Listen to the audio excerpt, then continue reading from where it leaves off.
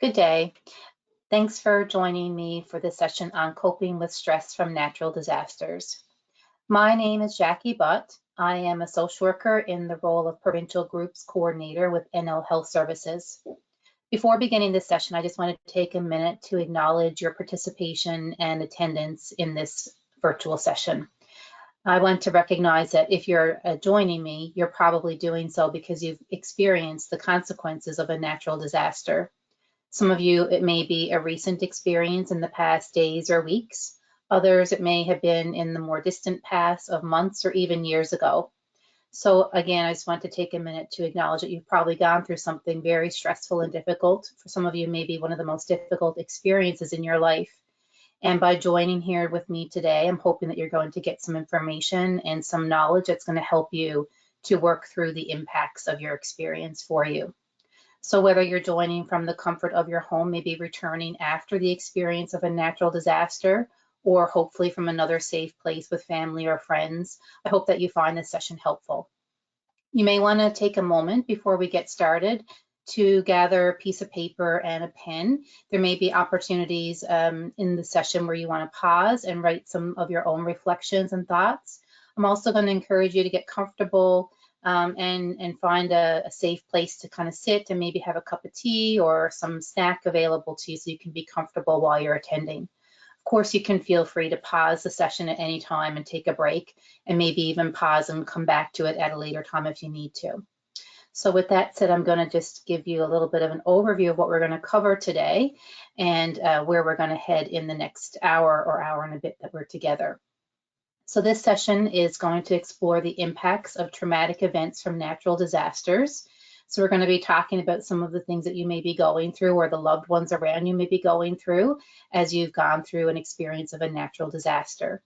In addition to the impacts, we're going to also look at healthy ways to cope.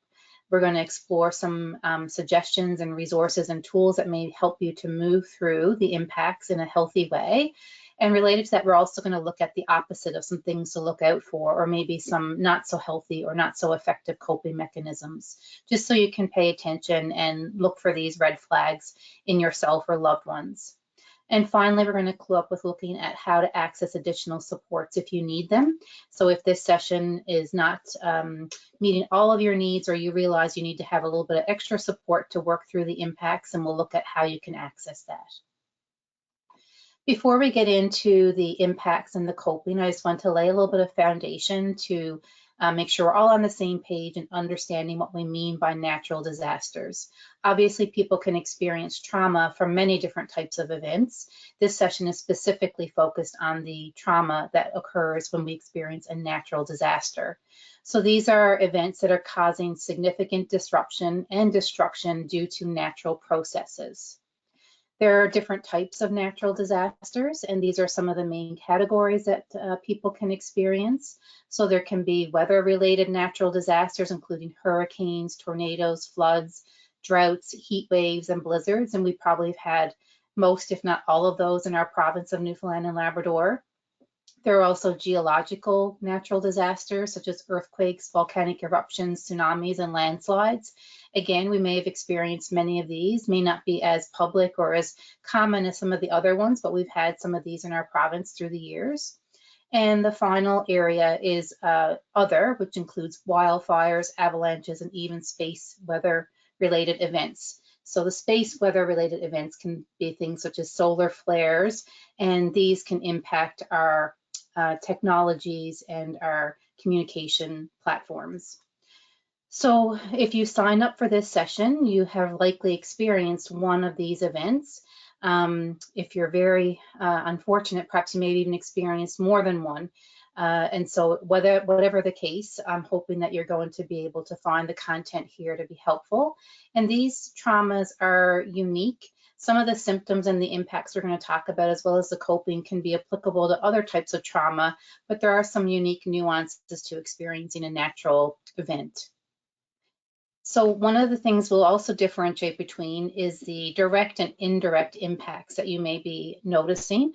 So some people may have different types of experiences and impacts and may have different responses as a result. You also might fall into both categories of having direct and indirect impacts. So when we're looking at direct impacts from a natural event, natural disaster, we're talking about people who've had to leave their home and maybe even have lost their property and possessions as a result of the disaster. Indirect impacts can include people who are worrying about loved ones, worrying about our fellow Newfoundland and Labradorians who are going through a natural disaster. We may be experiencing the possibility of a direct impact, so we may be on an evacuation alert, or maybe watching the event to see where it's headed and if it could potentially come closer to where we live. So we may be noticing and following updates and information. And even as we witness other people be impacted by natural disasters, we may also fear future events, whether we were directly or indirectly impacted. We may fear what might happen in the future, especially in this time of climate change and the increase in what appears to be the increase in natural disasters. We may have some thoughts and worries about the potential for future. So some people who may have experienced indirect impacts may feel they don't have the same right, or that their reactions are not valid or understandable. I want to just let you know that if you fall into more of the indirect impacts, you still have a right to attend, of course, this session, and hopefully you'll find the information helpful.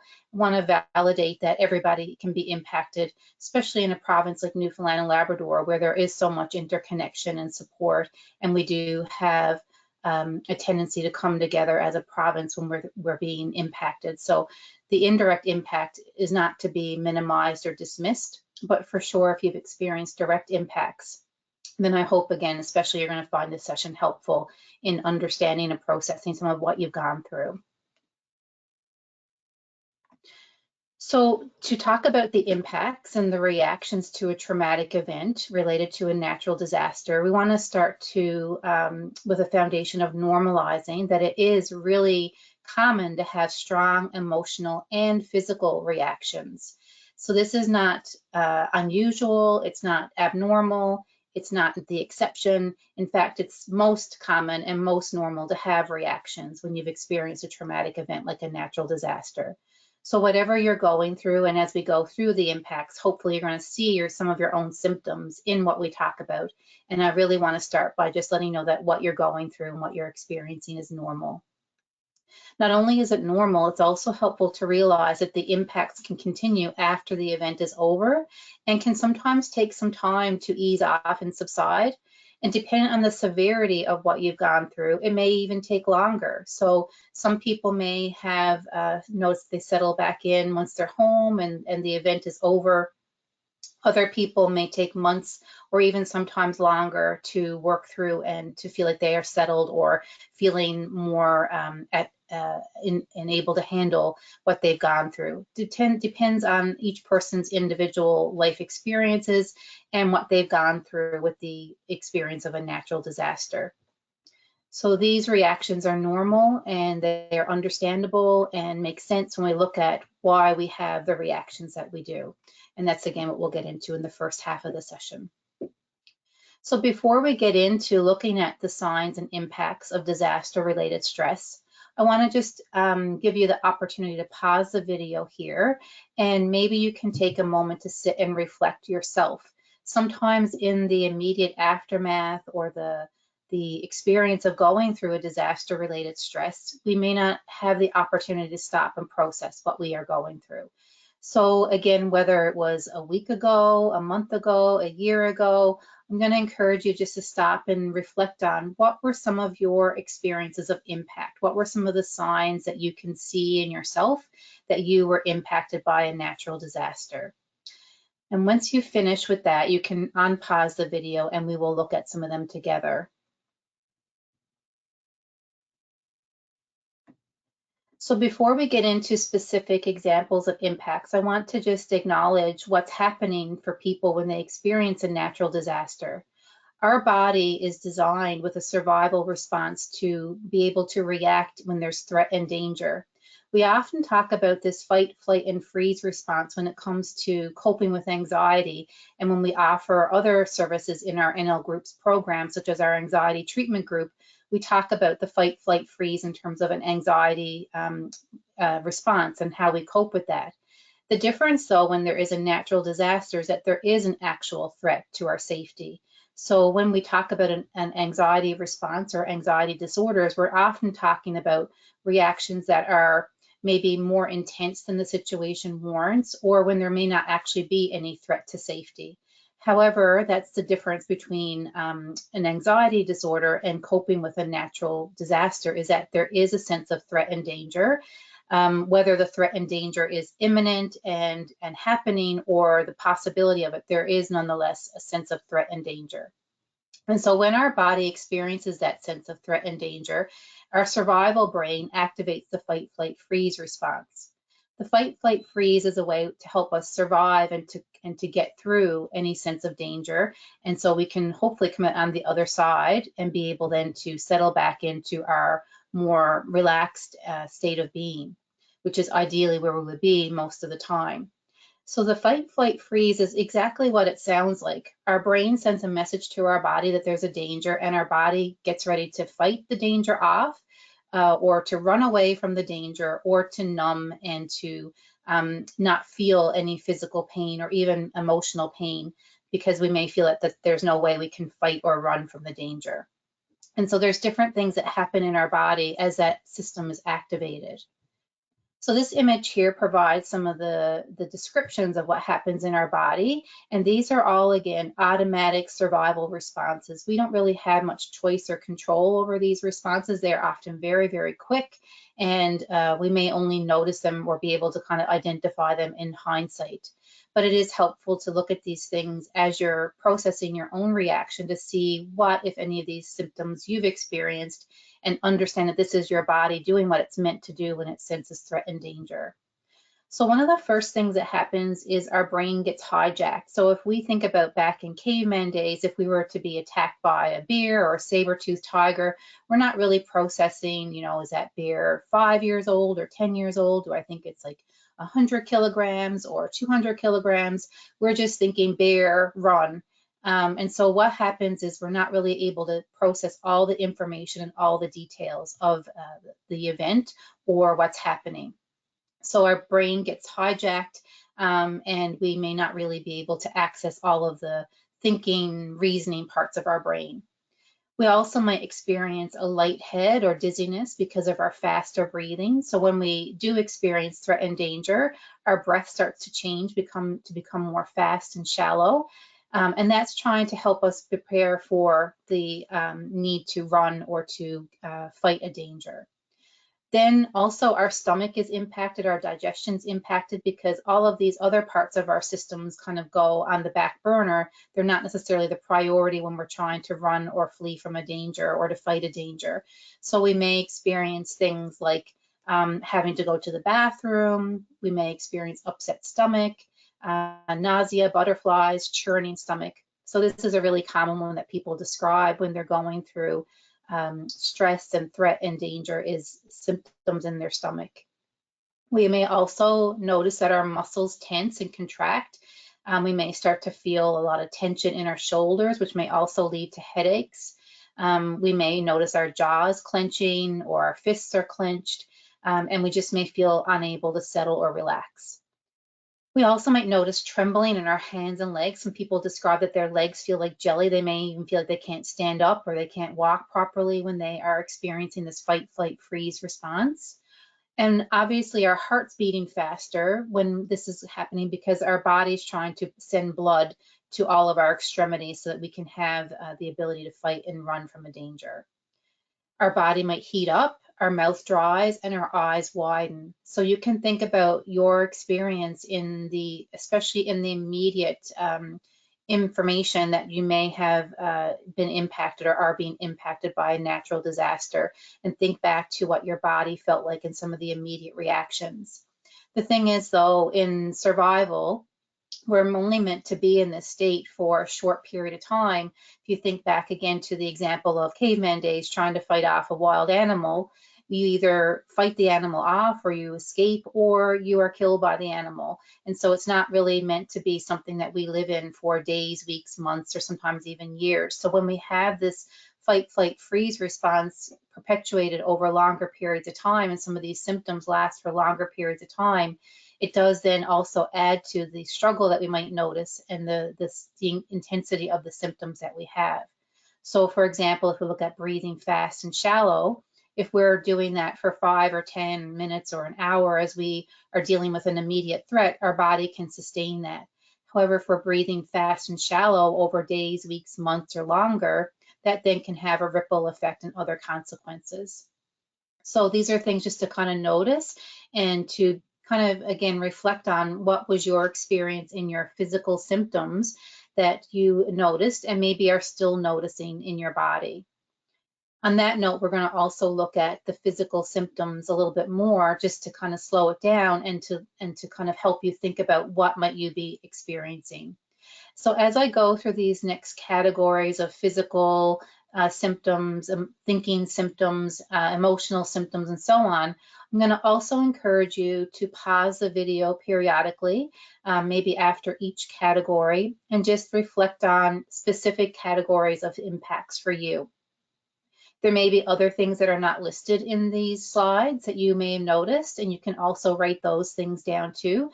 It's really helpful to be able to pause and reflect on what you've experienced, because if you don't take that time to think about your own impacts, you may not feel able to fully process. You may not be fully aware of what your own impacts are and the need to take care of yourself. So being able to pause and look at these things, which might sound pretty obvious and straightforward on the surface, actually can be really helpful to you in your own healing process. So if you think about the physical impacts of stress and trauma related to a natural disaster, these are some of the common things that people identify. There could be disturbed sleep. That could be even just from being displaced from your home and maybe sleeping in a center where there's other people or sleeping in a bed that's not your own. But it also can be caused by nightmares or back to the racing mind that can come from the fight, flight, freeze. So the disturbed sleep can lead to fatigue and exhaustion. And when we feel fatigued and exhausted, then that also magnifies other symptoms, including the non-physical ones like our cognitive and our emotional impacts. In our body, we also can feel nausea, upset stomach, may actually have nausea and vomiting because of the symptoms that we have. There can be an overall sense of restlessness. Again, kind of if we relate back to the fight, flight, freeze response, our body is sensing threat and danger and it's looking for an outlet and something to do to release that fight, flight, freeze reaction. So the difficulty in sitting still, feeling fidgety, restless is very common. We already mentioned headaches are common, maybe sometimes because of the muscle tension that we may be having, also can be an impact from the sleep. And then we also can have excessive alertness, easily startled. So we may be hypervigilant, which also can spill over into our cognitive, our thinking processes, but just physically we can feel on alert, again, because we're trying to be aware of where is the next threat, where is the next danger, what do I need to do? And because of all this, we may start to feel a little bit run down. Our immune system may not be at its optimal, and we may start to not only feel like we have cold or flu-like symptoms, but actually become more susceptible to different types of things and viruses and symptoms that can go around. This is especially true the longer we're in the fight, flight, freeze mode. We may feel like our immune system is not really at its optimal. So just again, if you want to take a moment and think about what has been happening in my own body, where have I felt the physical impacts of the stress related to this trauma of going through a natural disaster. Then we also can move into our thinking or our cognitive impacts, what's happening in our head and our thoughts. And so when we go through anything stressful and traumatic, it does affect our cognitive or our thinking abilities. And sometimes we get really frustrated with ourselves because we are able to see that we're not as focused in our thoughts. We may feel like we're more scattered in our thinking. We may feel unable to focus. And sometimes, again, when we have those symptoms, instead of being able to have compassion or give ourselves a little bit of grace, we sometimes might be a little bit more harsh with ourselves and be critical or angry with ourselves that we're not at our optimal functioning. So we want to acknowledge that, and maybe as we go through, we're also going to talk about how to, have that sense of compassion and care for ourselves as we're going through something difficult and traumatic. But you probably have noticed in the days and weeks, and again, even longer sometimes after we've gone through an experience of a natural disaster, we may have difficulty concentrating. We may have intrusive thoughts. We may feel a sense of disorientation, confusion. We may have poor memory and concentration, and we may also have unwanted visual images of what happened or what we went through. We may replay our steps of leaving the home. We may replay how we found out what was happening. We may replay if there was a significant event that stands out in the whole experience, maybe having to make choices about what to leave behind, or if you did get news that maybe your home was not able to be returned to, you may go back and relive those things over time. So the thinking gets impacted because, again, of the fight, flight, freeze mode, that we're not really able to access the part of our brain all as easily that's able to problem solve, process, prioritize, especially when we're in that immediate aftermath of like what's happening and how am I going to get through this and what do I need to do to survive. These things may sometimes last longer even as we might have things settle, and we may be able to return home or get back to what appears to be some sense of normal day-to-day functioning.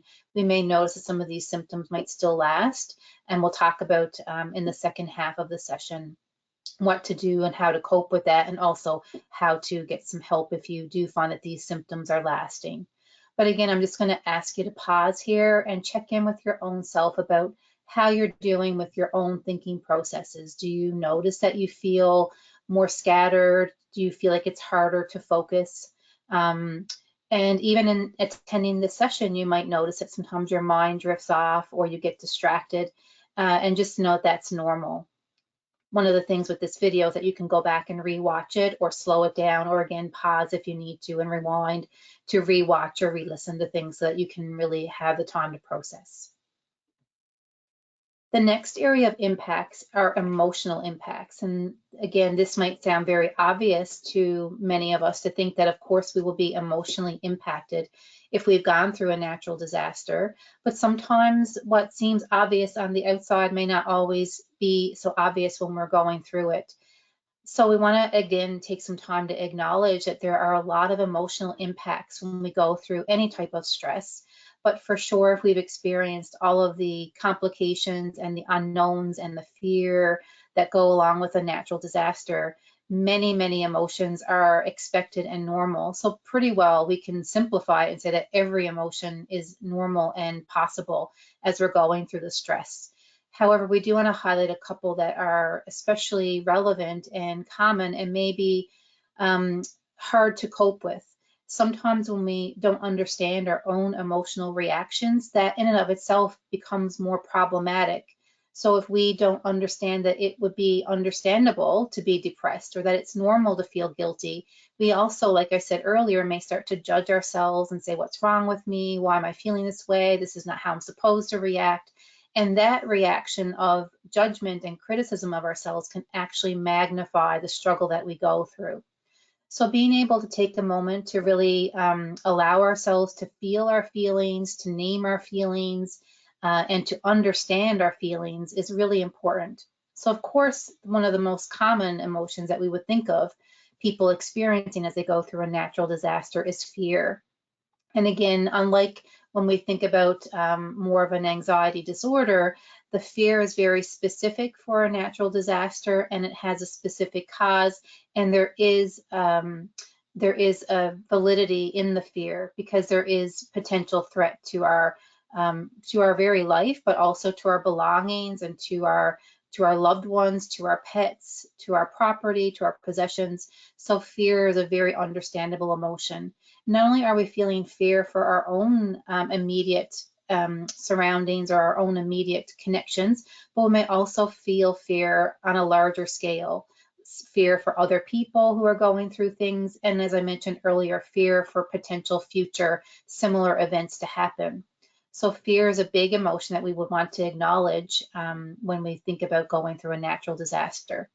On the flip side, we may also experience numbness and detachment. So sometimes people might think, well, what's wrong with me? I don't feel anything. I just feel, kind of blank, or I don't have any of these intense emotions.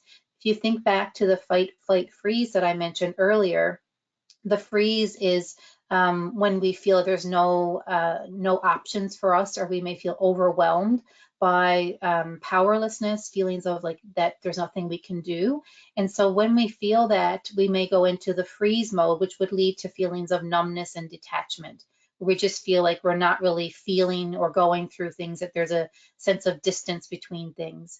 And this is a normal response too. There's nothing wrong or anything wrong with someone who has that sense of numbness or detachment, because it's your body trying to protect you from the intensity of the emotion.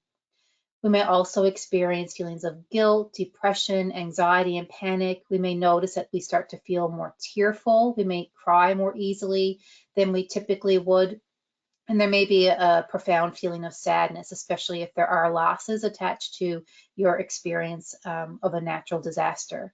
And then the one in the middle that I skipped over, oversensitivity, that is not meant to be a negative statement or a criticism, more just a statement of fact that we may have a heightened sensitivity to stimulation, to information, to events, and we may feel more irritable, and we may express that in ways that we typically wouldn't express.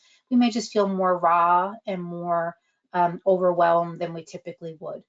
And so then that might lead into some of our behavioral impacts that we might notice.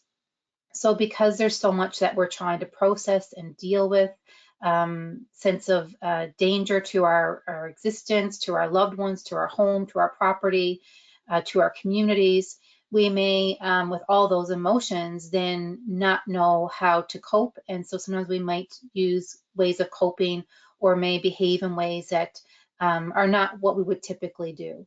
So these are all, again, normal possible behavioral impacts. And so just again, to pay attention to yourself.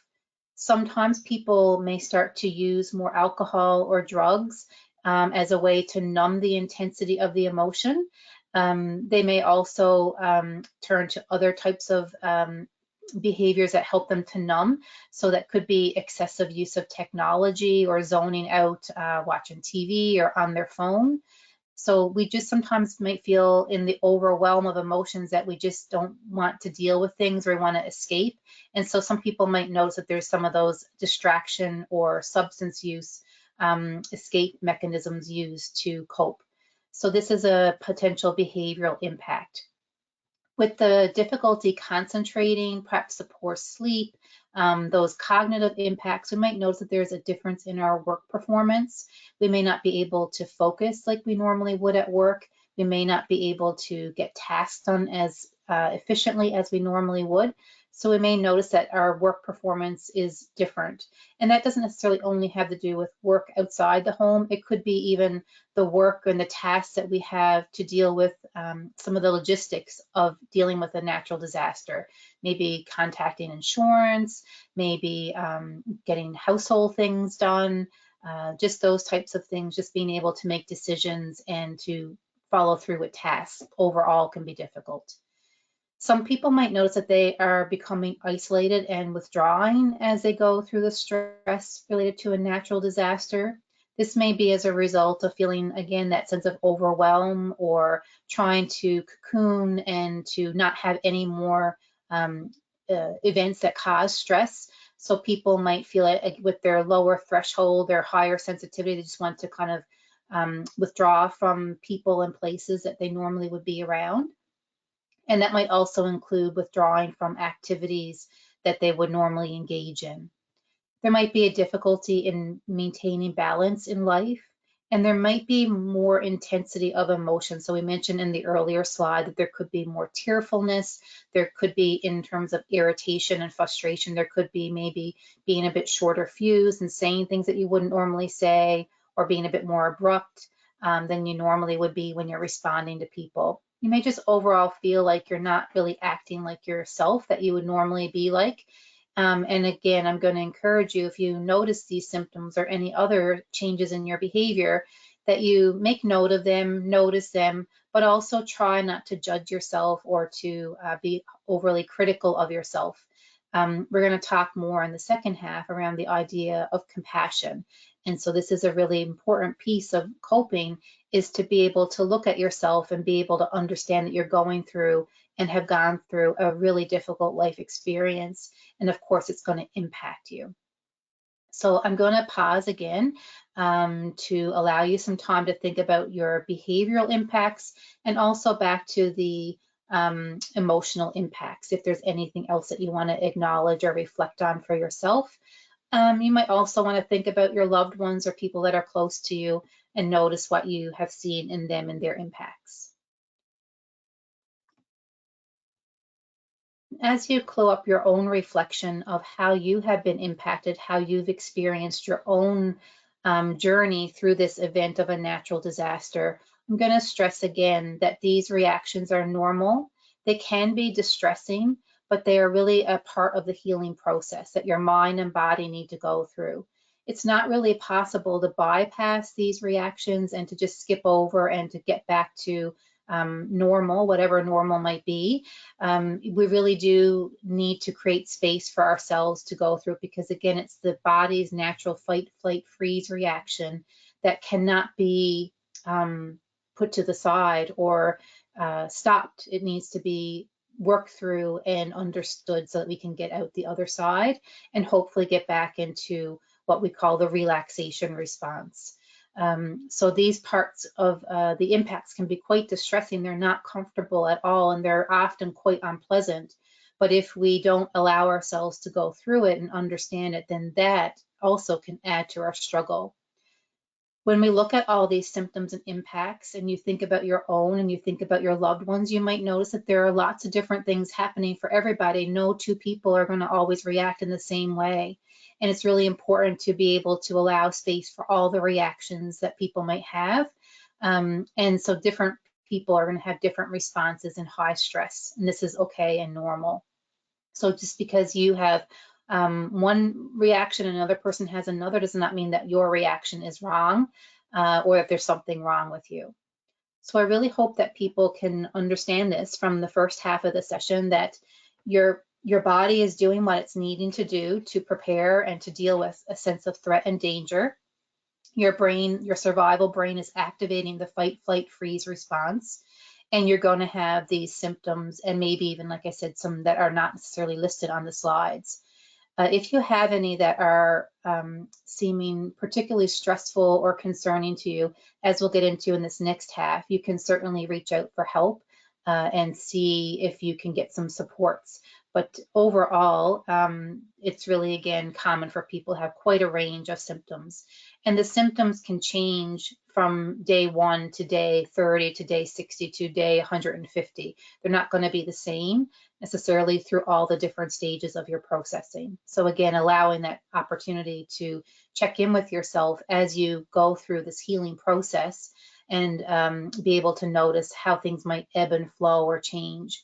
You might find that sometimes you have a really great day or a great week and the symptoms, they're kind of easing off a bit, and then they may flare up again, and that's understandable too. One final thing I'm going to mention around the symptoms is that if you have experienced other traumas in the past, whether it was another natural disaster or any other type of trauma, or if as you were going into, or this trauma of natural disaster happened to you in your life, if you were already under stress or coping with trauma prior to the natural disaster, again, these symptoms may be even more heightened. And you may have some other complications or other things you need to access supports around as you cope with this one. So just to also kind of be aware that if that is part of your own reality, that there were other stressors and traumas that you already had on your plate, and then this happened to you on top of those other things, that all these impacts and symptoms may be even more intense for you. So now we're going to move into coping with natural disasters. And we're going to provide quite a range of coping strategies. And again, I'm going to encourage you to think about what you are already doing. You can also think back to in the past when you've gone through other stressful or challenging life experiences, what has helped you. And I'm going to encourage you to be open-minded and be willing to try new things and see if they'll work for you. Sometimes when we're trying new coping mechanisms, they may not work immediately. We may have to try them a few times to see if they could work for us. And also there are some things that might work at one stage of your healing and not at another stage. So again, having quite a wide range of strategies that you can draw upon is really, really helpful. So as we go into this next stage, you can again choose to pause here now and maybe just consider for yourself, what are some coping strategies that I have used in my life to help me through hard times? Because what has worked for you in the past may be helpful for you now as well, in addition to some new things that you might want to add in.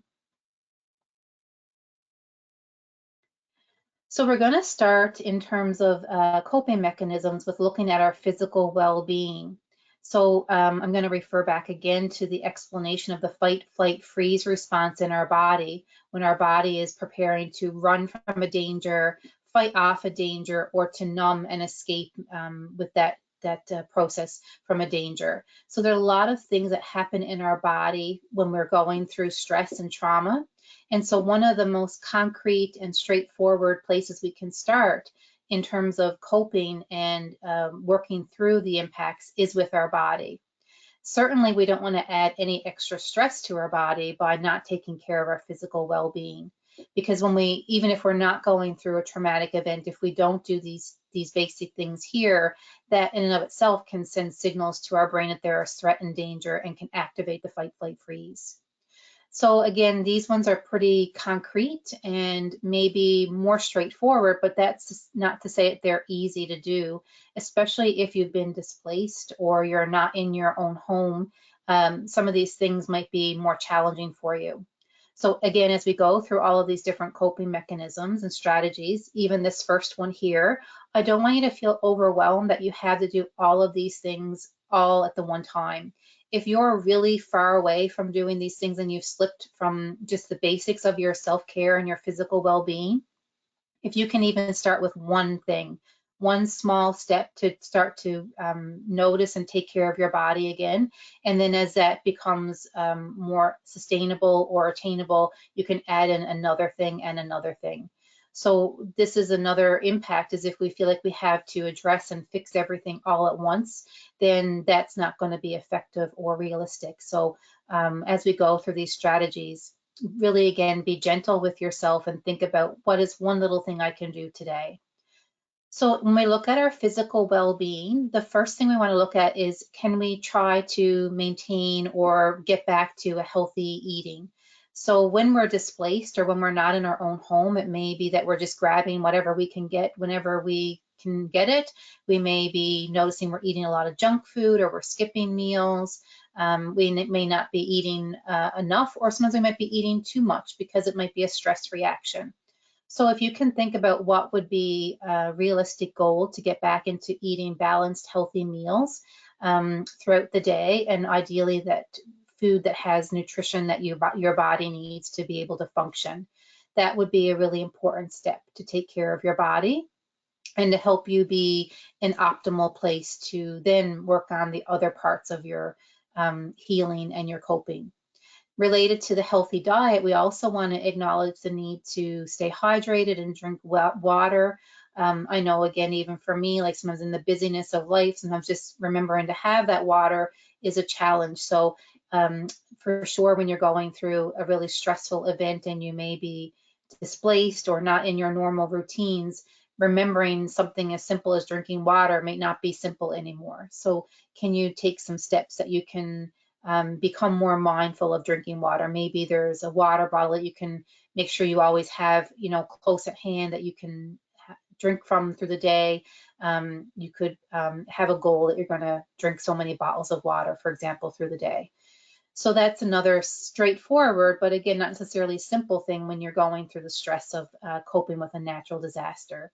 And for sure, again, the third one here, getting enough sleep can be very challenging, but when it's possible and to whatever degree you're able to, in the reality of where you are right now, prioritizing your sleep would be really important in terms of coping. Even if we're not coping with a natural disaster, if we're not getting enough sleep, it can really impact our mental health and our well-being. And in our society overall, we may often not prioritize the value of sleep enough. So making small steps to get on track with your sleep and being able to prioritize sleep. That's going to tie in with another one in a minute, which has to do with stimulation, mental stimulation, and maybe even use of social media. So taking care of sleep hygiene, having a set bedtime, having a wind down routine, having the expectation you want to aim for about 8 hours of sleep a night. Those kind of goals and mindsets can be helpful to work towards. The fourth thing around our physical well-being is looking at engaging in physical activity. So if we think about that, our body, our survival brain has activated the fight, flight, freeze response, physical activity is really helpful in giving us a way to address that in all of its forms. So if we're in the fight or the flight response where we're being flooded with chemicals like adrenaline and cortisol, engaging in physical activity gives us an outlet for those chemicals in our body, gives us a release for them. If we're more in the freeze mode where we're kind of detached and feeling numb, physical activity gets our body kind of awake again and realizing that we can move, we can do things. So physical activity is really, really important and helpful.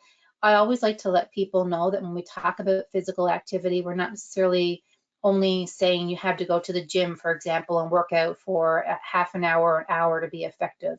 Any type of physical activity is valuable here. It could be just if you're displaced into a help center, you know, walking laps around the school, walking around the outside of a building if possible. Any type of thing you can do to move your body can be good. And then if you are more physically active already, or you do have physical activity as part of your day-to-day routine, then, you know, doing what you normally would do in the past to whatever degree is possible in the reality of where you are. So being sometimes a little bit creative might be helpful, but I do want to stress that it could be, you know, 5 minutes, 10 minutes here and there through your day if you don't have the ability to engage in like a longer period of activity, which, you know, certainly would make sense for a lot of people when they're in the early stages of coping with a natural disaster. So again, just to sum up this one, it's really helpful to focus on just the concrete steps of taking care of your body when you're going through a stressful event, because if our mind and our body are closely connected, and so if we're not taking care of our body, that affects our mental health, just like our mental health affects our physical health.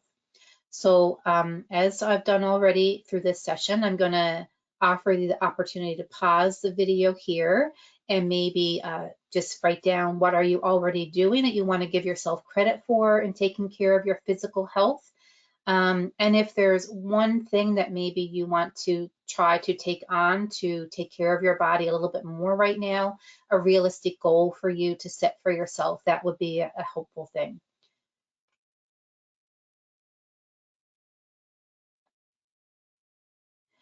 Next, we're going to look at coping mechanisms and strategies when it comes to our emotional and our overall mental health. So we have a few different strategies here on this slide and the next slide, just to prompt you to think about what would be tools that would be helpful for you.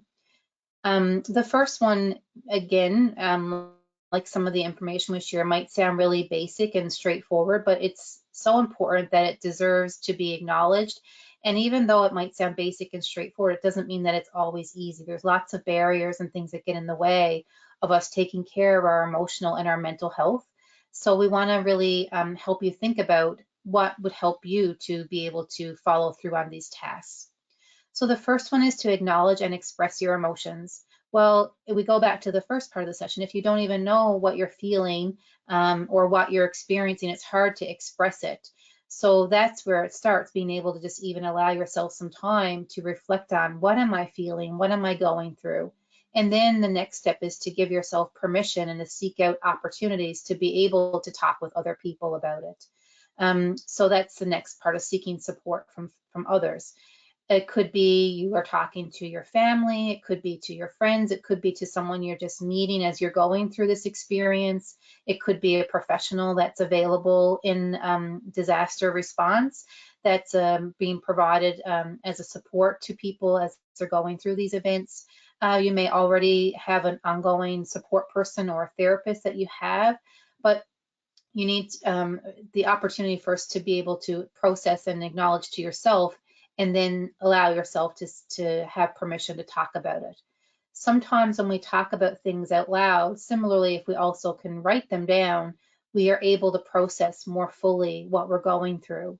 But when we keep it all to ourselves and we don't allow ourselves that outlet, it kind of is like a pressure cooker. It all kind of gets bottled up inside and it doesn't really have an outlet. So being able to express to yourself and to others is really important. And we're going to talk about this third point more at the end of the session. If you do feel like you don't have the supports or the opportunities to talk through a process as you need to, you can consider looking for some more professional supports to give you that outlet that you might need. Other coping mechanisms for emotional and mental health. These are some more specific things that you can do. The first one is to practice relaxation techniques. And you might be thinking, oh my gosh, that's easier said than done. Like I'm, not in my own home. I've lost, some of my property. I have gone through a really difficult experience. It's all well and good for you to tell me to relax. And that's not what I'm saying here, though. So I do want to acknowledge that some of these things can be quite challenging to do, and we only can do them to the best of our ability. But I'm going to encourage you to find opportunities to try to incorporate some of these things, even if it is difficult. The relaxation techniques are important because it goes back again to what's happening in our body with our survival reaction, our fight, flight, freeze, and our body is interpreting that there's threat and danger. Sometimes that threat and danger, even as it eases off, our body doesn't catch up to the reality that we may not be in any imminent threat right now in this moment. Certainly some of the threats or the losses can be long-term. And the thing about our survival brain is that it doesn't really differentiate between being in an immediate survival threat or more of an emotional threat. So our survival brain will react the same. So once the immediate threat to our safety is easing off, our body still can be in very heightened sense of fight, flight, freeze. So one of the ways that we can help our body to start to understand that it is actually safe again and that the immediate survival threat is over is to practice relaxation techniques. And this is signaling to our brain that we are safe, that we are okay, and that we are not in any imminent risk for death or danger. And when I say we are safe and okay, again, it's not to minimize or trivialize the ongoing impacts that many people might need to deal with. I'm simply differentiating between the immediate survival threat and the ongoing processing and healing. So there's many different ways that we can turn on our relaxation response or activate our relaxation response. It is important to realize that it is something we need to consciously choose to do, though. It does not come automatically or easily when we've gone through a traumatic event. On this slide, there are a few suggestions of how you can practice relaxation, but this is certainly not an exhaustive list. These are some ones that work directly with your body and also with your mind. So deep breathing is one of the things that we talk about probably as a concrete tool in many of our mental health supports and services.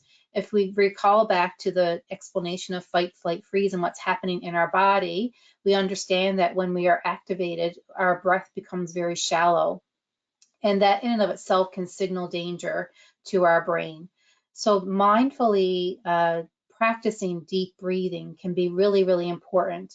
It's not going to make the anxiety or the reactions immediately go away, but it is something that if you practice it over time and in a sustained way, it can help. It can be one of the tools for coping.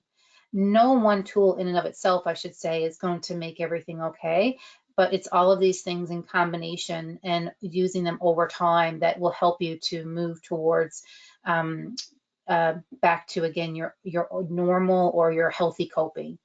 So deep breathing, There's many different ways you can practice deep breathing. There's lots of resources available if you want to Google or go on YouTube and look up deep breathing exercises. There's meditations you can do. They can be really helpful to do when you're going to sleep, especially if you're having difficulty with sleep or having nightmares. But I'm going to give you a most simple explanation or steps of how to do deep breathing. And as I do that, I'm going to encourage you while you're watching this video to actually practice it. So one of the first things is to actually bring your awareness to your breath as it is right now. So just notice your breath. Notice if your breath is shallow, if it's coming from just the top part of your lungs, or if you're actually maybe breathing down into your belly already. It can be helpful to put your hands on your chest or your belly and notice your breath. When we practice deep breathing, we want to lengthen our exhale, our breath out, so that it's longer than our inhale. We also want to aim for a slight pause between the inhale and the exhale. So when you breathe in, you can breathe in if you can through your nose, and you can add in counting. So if you breathe in for 2, you pause and try to breathe out for 4. You breathe in for 3, maybe you pause for a count of 2 or 3, and you try to breathe out, slow your breath to the count of 6. When you breathe out, you can imagine breathing through a straw, so it's a very slow, quiet breath out. You can also imagine being a little bit playful, like a child and blowing bubbles through a little wand. So breathing in and breathing out. So taking a slow breath in, pausing, and taking a slow breath out. And again, you can pause the video here and practice that for maybe 3 or 4 or 5 breaths. Sometimes it might take you a couple of breaths before you can actually get a deep breath. Deep breathing sends a message to your brain that you're okay, that there's no imminent threat.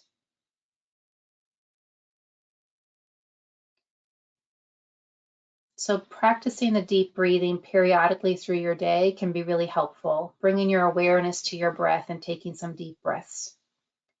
Meditation is another technique that can be used for relaxation.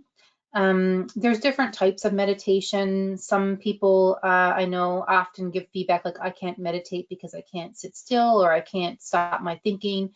Those are not necessarily the goals of meditation. The goals of meditation are to be able to help you focus your mind. It can be helpful for those issues of concentration or racing mind. You can, again, Google guided meditations, guided relaxation. There's many recordings available, and sometimes you can just try out different ones so you find ones that you like. You can do walking meditations. You can do meditations of any activity that you might be engaged in.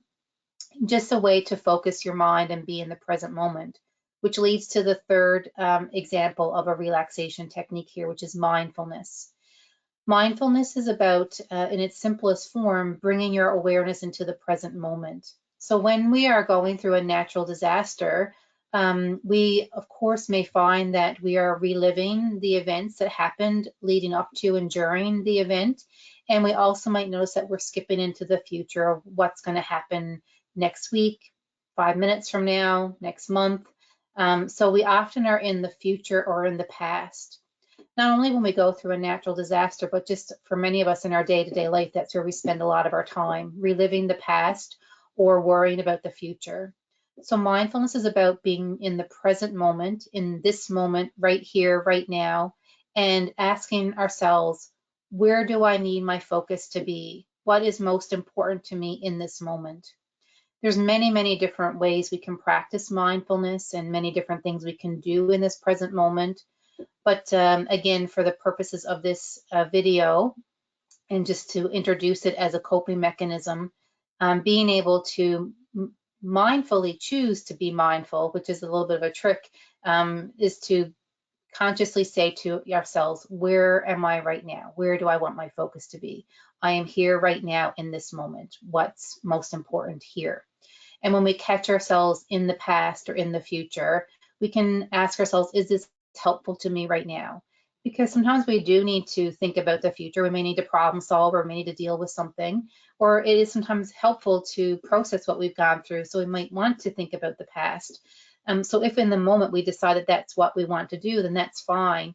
But also we want to be able to do that with awareness and intention.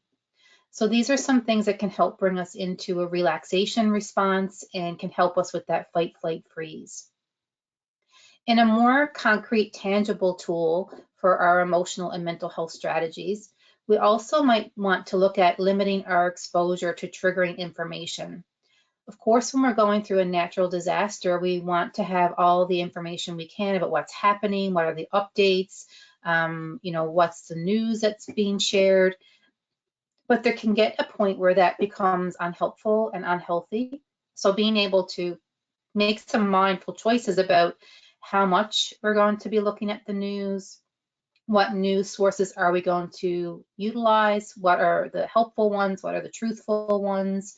Particularly might want to make some choices around social media, because while it can be really a source of connection and bonding, it also can be a source of stress and further trauma. So being able to make choices about that. And this is, I mentioned earlier when we were talking about sleep, that one of the choices we might want to make is how much social media and how much news we're consuming in the evenings before we're going to bed. So we might want to, for example, say, I'm not going to look at any more news updates after 6 o'clock in the evening, or I'm not going to bring my iPad to bed with me and look at things when I go to sleep. But just being able to make choices around it and know that you don't necessarily have to have every single piece of information that's available, just the things that are going to be applicable to you for your own safety and your own decision making in the moment. And then the final part for this slide around emotional and mental well-being, some strategies, is to engage in enjoyable activities. And again, easier said than done for sure, depending on where we are in our recovery or our healing journey around the event. But as much as possible and as soon as possible, we do want to try to engage in enjoyable activities. If we're in the immediate aftermath and just displaced and not aware of or not able to have any stability or structure in our days, it might be especially challenging. But as the time goes by and we are able to set into new routines, prioritizing enjoyment and fun is really important, because it helps us to, again, be able to know we're not in that sense of immediate danger. And even if you are displaced or you are in early days, sometimes Newfoundlanders, I think we are also known for this, trying to find the humor, trying to have a laugh, trying to maybe sometimes even that sense of dark humor at times when appropriate. So being able to let yourself laugh. If you're in an evacuation center, for example, and you're having a game of cards with some people, or maybe there's some music playing, those things are okay. You're not being inappropriate or doing anything wrong to have some moments where you just can lighten things a little bit in the heaviness of what you're going through. So I'm going to just go back here and again, maybe suggest that you can pause and think about your own coping for your emotional and mental well-being. And if you are already doing some of these things, you can acknowledge them, write them down so you can see and give yourself credit for the healthy things that you're doing. And if there's maybe one or two things that you think, I'd like to try to incorporate that a little bit more so I can take better care of myself, you can also make note of that. I've already mentioned this idea of self-compassion through the session already. It does tie into our mental and emotional well-being, but I want to speak to it specifically again when it comes to coping, because it's such an important part of our mental health. Many of us are exceptional at giving compassion to other people when they're going through difficult times. We'd be the first there to offer a hug or support, to listen, all the different things that we do for our family and friends in our community. And again, in the province of Newfoundland and Labrador, we're very good at responding to and giving compassion as a larger community to people when they're going through something difficult. But the place that we sometimes are not so good at giving compassion is to our own self when we're going through something difficult.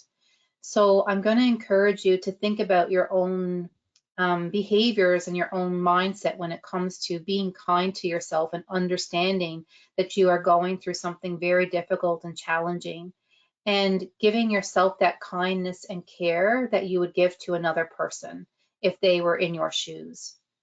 It can be something as simple as the tone of voice that you use inside your head. So we all talk to ourselves all the time.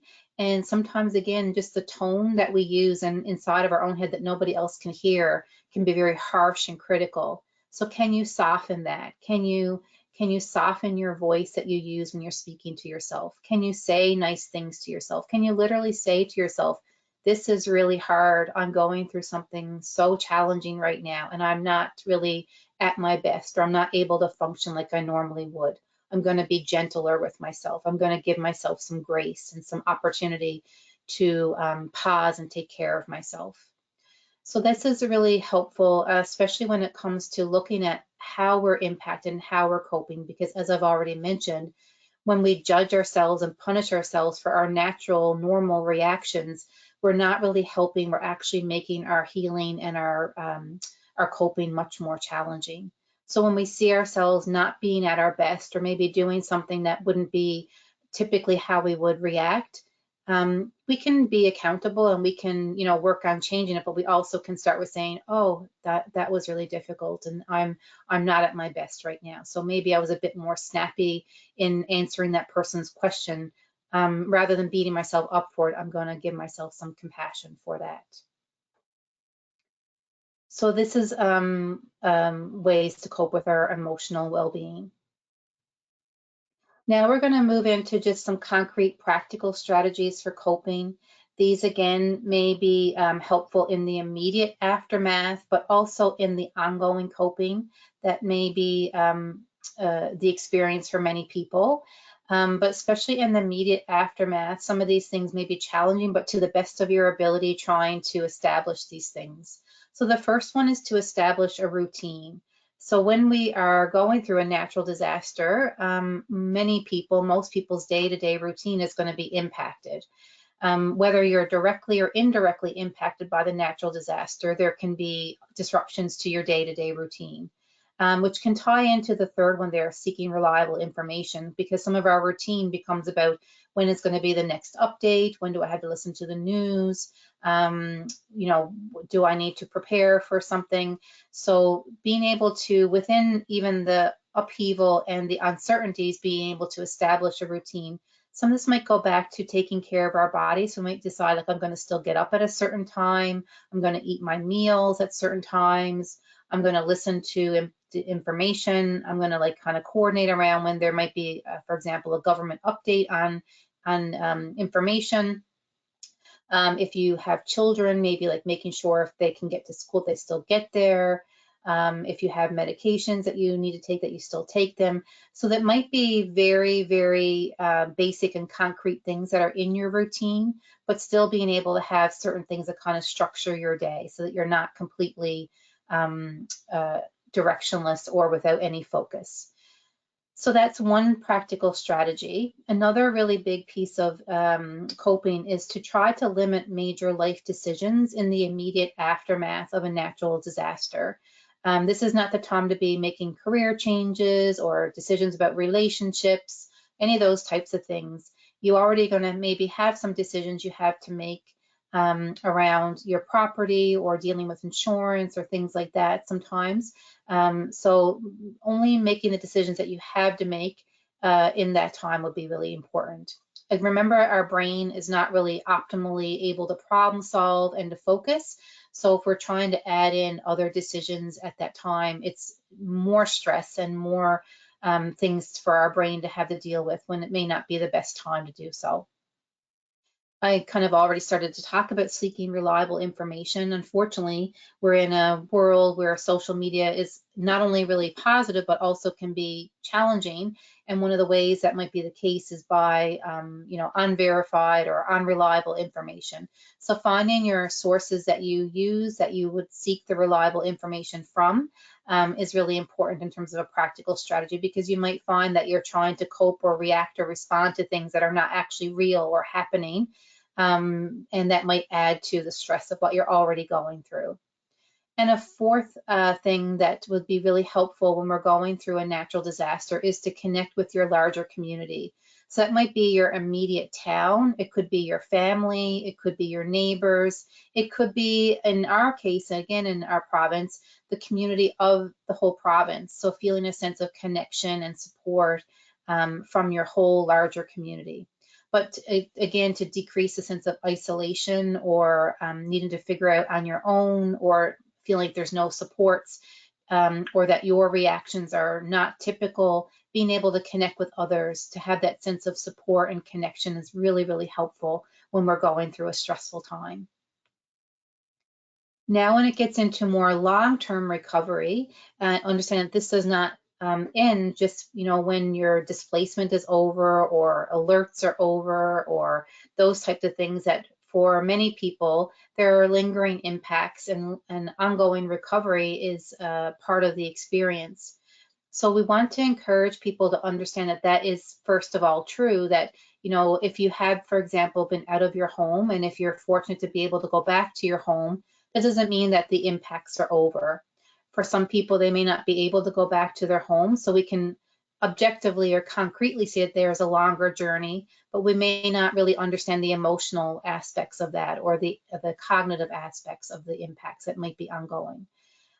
So for whether you yourself are going through this, you want to be able to give yourself permission again and compassion, and be patient with yourself as you're going through the longer term recovery. And also, if you are support or witnessing other people who've gone through a traumatic natural disaster, you can also remember to be patient with them and know that sometimes the impacts are lingering and long term. It's also really helpful to focus on what you can control. This is true for all of life, but especially when we're going through a really stressful event. There are unfortunately parts of our life that we are just powerless to be able to influence or stop or change. And if we focus on the things that are not in our control, we can again feel very powerless. However, in life and in coping, there are things that are within our control. So being able to look at those things. How do I want to cope? How do I want to handle? What are my decisions? What makes most sense for me? Even the question of, like, who do I want to be as I go through this experience? How do I want to come out on the other side? Some of that we have some choice and control over. So we want to feel as much in control of the parts that are possible. And when we don't have control over parts of it, that's when other coping strategies might be important. And finally, again, repeating this message that you are not alone. The more isolated we feel, the more we feel that we are not typical or normal or understandable in our coping or our reactions, the more different we feel, the more we might struggle in terms of long-term recovery. The more isolated we become, the more magnified our symptoms may be. Doesn't mean that you have to be connected with 100 people or be around people all the time every day, but certainly if you're feeling isolated and alone, it's really important to reach out and to even just to tell yourself that you're not alone, that what you're going through is normal and other people are going through it too. On the flip side of that, though, I also find that sometimes people feel like, when they say I'm not alone, they might use that statement to diminish or dismiss their own struggles. So I just will caution you to be a little bit careful. So it kind of connects back to having compassion, that while you're not alone, you also are going through something really difficult. And so being able to balance out the awareness that you are, you're again understandable, but that you also are struggling and have gone through something really difficult. So that's the kind of piece on coping strategies. We're going to take a moment now to look at the flip side of maybe some of the warning signs or things to watch out for when you are going through the aftermath of a natural disaster. So these are things that we want to, and they're kind of like opposite of some of the things I've already said. So we may not need to spend as much time going through each one individually, but I still do want to take a moment just because, again, of how our brain is working and processing information. Maybe sometimes a bit of repetition or revisiting some key points might be helpful for you. Again, you can also think about not only yourself, but your loved ones or your family or your neighbors or your friends, and just kind of be able to be aware of some of the things that may be concerning or things to pay attention to in terms of, when you might need more supports or when you might need to step in and help somebody a little bit more. So these are some things that do not help us in the long term when we're coping with the impacts and the stress of a natural disaster. Using alcohol and drugs is not going to help us to work through the symptoms and the impacts. It does not mean that some people have social drink, they may use things socially. That's not concern, but if you're using more or more frequently, then that's something you want to pay attention to.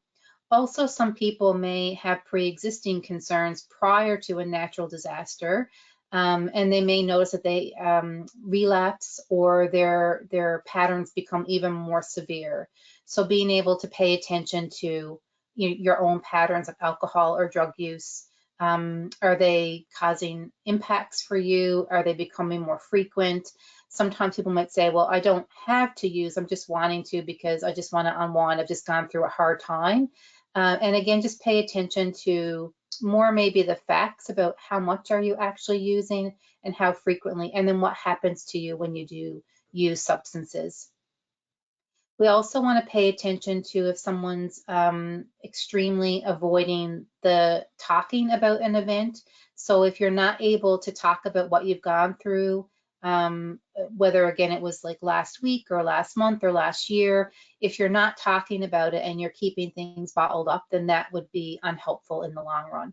Again, it doesn't mean we have to talk about it all the time with everybody, but having our outlets and our places that we can go to express and process is really important. If someone's resorting to violence or conflict, it's also something to pay attention to. So we did talk about that there can be heightened emotions, there can be a more intensity of reactions. We might feel more irritable or short fused than we typically would. But if it's progressing to the point that there is violence, we definitely want to address that. Or if there's increased conflict. We do know that when people go through really stressful times, it can impact their relationships. There can be more arguing, more disagreeing happening. So if that's something you're noticing, you might want to kind of have a little bit of a red flag for yourself and consider reaching out for some help around that. It also doesn't help if we're over or under eating. It goes back to needing to take care of our body and our digestion and taking care of that initial kind of concrete bodily response. So making sure we're getting enough nutrition, but not overeating, especially overeating junk foods or foods that are not going to give us any nutritional value. Sometimes with all of these, they might feel like they help in the moment, make you feel like a little either a sense of relief or give you some enjoyment in the moment, but in the long run, they actually will cause more consequences, which is the same with this last point of excessive distraction with technology. So we might find that by wanting to keep on top of information, having an awareness, it might give us the illusion of control that we can make sure we have all the information that's coming out as soon as it comes out, but it can lead to excessive use of technology to the point that we're not processing. We may be distancing ourselves from relationships, we may be numbing and isolating, and so that can become problematic in the long run. Some more things that are not helpful in the long run are when we get into blaming others excessively. We're trying to find people to blame the natural disasters or the responses. Again, we're entitled to our emotions and our opinions, but when we get caught up in that focus of blaming to the point that it doesn't allow us to work through other parts of our experience, it can be harmful. Working too much can be harmful because we may again be numbing and avoiding. We may be trying to overcompensate for feeling less productive maybe at a certain point. But it again, in excess, it may not be most helpful coping mechanism. I'm going to just skim through the rest of these because we've talked about them kind of in the opposite way, and I just do want to not completely ignore them because I want you to pay attention to if these are happening for you, but I think that they're all fairly straightforward and self-explanatory. So these are, again, things that don't help us to cope effectively. So if we find that we're withdrawing from our family and friends, if we're not taking care of ourselves physically, mentally, emotionally, socially, in any of those forms, if we're neglecting our well-being, that's not helpful. If we're engaging in risk-taking behaviors, and if we're not engaging in pleasant and enjoyable activities. So again, these are all kind of the opposite of some of the coping mechanisms that we provided earlier. If you notice any of these in yourself or in loved ones, something to pay attention to.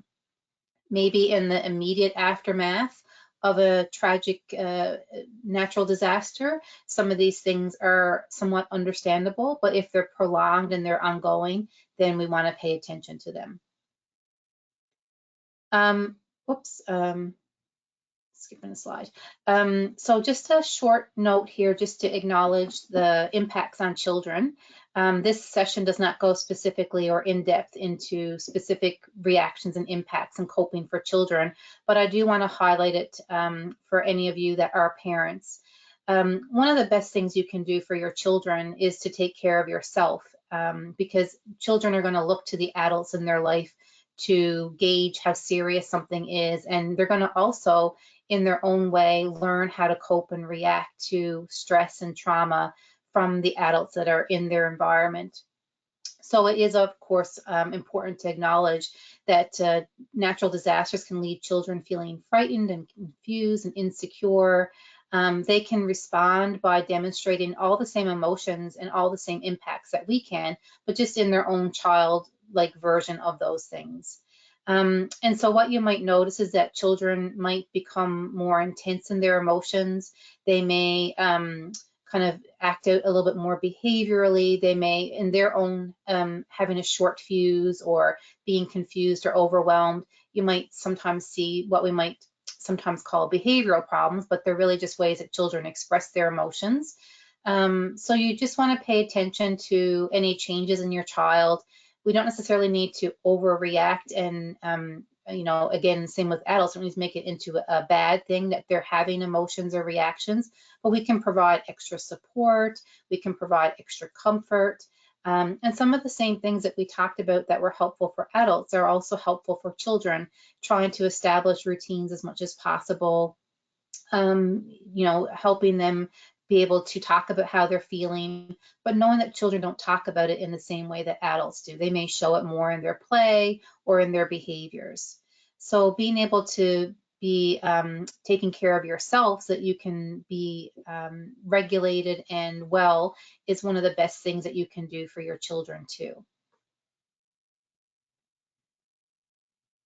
So all that said, we do again want to acknowledge that when we go through the stress of a natural disaster, it is going to take time. We do need to allow ourselves to experience whatever that fight, flight, freeze response looks like in our own life, in our own body. We cannot bypass that. We cannot skip over. We cannot not have impacts. So we want to allow time and space for ourselves to go through all those things while we're doing the best that we can to create a new routine and reestablish a new normal, whatever that might look like as the natural disaster is addressed. And again, that can vary depending on how directly you're impacted and how severely you're impacted by a natural disaster. We do want to be able to reach out for additional supports if needed. So if at any time through your own journey you feel that you have concerns about your coping or your symptoms, you can certainly feel free to reach out for additional help. And I'm going to give you some options of where you can start with that and before we close the session. But you can, as again, simply put, you can reach out for supports at any point if you feel like you are needing them. Sometimes if you reach out for them earlier, you can prevent things from escalating or prevent problems from worsening. But also don't feel like you have to reach out for supports because you're going through some of the impacts because they are normal. So there's no right or wrong answer of when to seek additional help. It's very individual, just like the symptoms and the impacts can be very individual. But these are just some guidelines for you to consider. So if you feel like you're really unable to handle the intense feelings, the emotions that you have, and the related physical sensations in your body. So when we look back at that picture of the stick man and all the symptoms in our body, if you feel like those are unmanageable or causing you, stress that is unmanageable, then you can feel free to reach out for help. On the flip side, we talked about the opposite of feeling numb and empty. So if you feel that numbness and emptiness and it's becoming concerning for you, then you can consider reaching out for some help. This next one, if you do not feel your emotions are returning to normal, and normal is in quotation marks because normal is not really, there's not really any one normal. Normal can vary from everyone. So we might more often refer to healthy. If your emotions are not returning to healthy in 3 to 4 weeks after the incident, you might want to consider reaching out for help. But again, depending on the severity of the impact, if you've experienced loss of home, loss of property, maybe even the most serious impact of loss of life in your family, then of course things are not going to be back to normal after 3 to 4 weeks. But still, you may want to reach out for help if that is like more intense and severe. If you continue having physical symptoms in your body after the event is over, use your own discretion again, but you may want to reach out for some supports. For sure, this next point, if you have no one with whom you can share your experiences and feelings with, because we've talked about how important it is to have outlets to process, then you might want to consider reaching out for some additional supports. And if you notice that your relationships are being impacted or your substance use is increasing, and that also might include not only substance use, but gambling. We didn't mention that through the session, but some people, in addition to alcohol or drug use, might also notice that their gambling use is increasing. So if you notice any of those things are happening, and it's not kind of getting under control, you might want to reach out for some additional help to help you work through and get back on track and using more effective coping mechanisms. So as we conclude this session and sum things up, there's a few points I want to just reinforce for you, and hopefully these are some things you've taken from the session already. The first one is, again, to reinforce to be gentle with yourself. I can't stress this enough because the more harsh and the more critical and the more more we don't understand our own reactions, the more we may struggle with the longer term coping. So approaching ourselves with self-compassion and engaging in self-care might sound like fluff, and it might sound like, oh, that's just, kind of unimportant things to do, but they're actually really, really important. So being able to really be gentle with yourself and acknowledge what you've gone through, and to whatever degree you can to take care of yourself, is really, really essential for well-being and coping and moving through your responses in the most healthy way possible. I also want to, again, reinforce that you can seek help if you need it. There are many, many resources available. I'm going to share some of them now in the next slide, but you don't need to feel like you have to deal with this alone. If you are needing supports, please reach out and get them. Sometimes sooner is better than later, because you can, again, like I said, prevent the escalation of things and prevent longer term suffering that may not be necessary. And the final thing to encourage you to think about and to practice is to take things one day at a time. So going back to the point about mindfulness, sometimes we're gone so far into the future, or we're dealing with in this moment, things that are going to be necessary for the next 10 days or 10 weeks, and we can't really do anything about them at this moment. So being able to bring yourself into this moment, dealing with things one day at a time, or even one moment at a time. If the day itself is too overwhelming, bring yourself into this moment. What do I need to do right now? What can I do to take care of myself in this moment? So breaking it down into smaller, manageable pieces. The last thing we want to just cover is what we've been referring to for additional resources. There are many supports available throughout the province, wherever you may be living and whatever natural disaster you may be unfortunately dealing with. There are resources and supports not only through NL Health, but through other community partners as well. So one of the most accessible ways to reach out for mental health supports in our province is through our Doorways service. Doorways appointments are available all throughout the province. Wherever you may live, they're available in person, on the telephone, and virtually. So if you are looking for connection with mental health supports through NL Health, you can simply Google Doorways and then your nearest community hub. So for example, Corner Brook or Stephenville or